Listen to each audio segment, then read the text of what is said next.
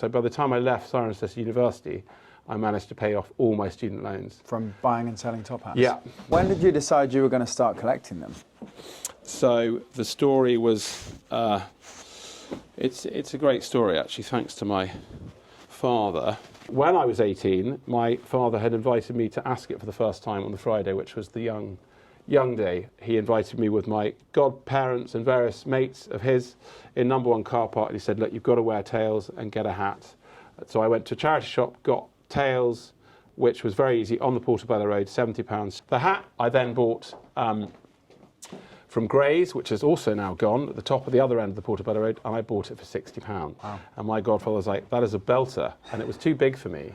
And so I said, well, how much was yours? He said, well, I went to Lock & Co, and Lock & Co are always, you know, right up there on prices. They like to charge a lot. And so that was in those days, £1,500. Gosh. So I immediately sold my hat for 3 times that to Lock & Co.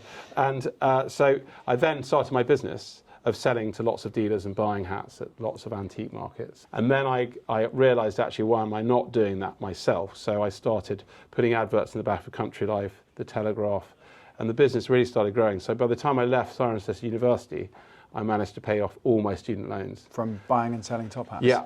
So who were the customers when you first started buying and selling top hats? What were people buying them for? Yeah, so my average price then was about £500 to £700, and they were for Ascot. Yeah. And the Derby. My first customer was a guy called Ernest Young, who was the chairman of Vodafone. He sent his driver. He didn't come. He came and got a really beautiful top hat off me, and then he sent me a message saying that's amazing service, because it was the morning of the Derby, and I watched it he presenting the Derby Cup a few hours later, and he was wearing my hat, and he was so impressed that it fitted and the way it all worked that he sent me £100 back with his driver to say thank you very much.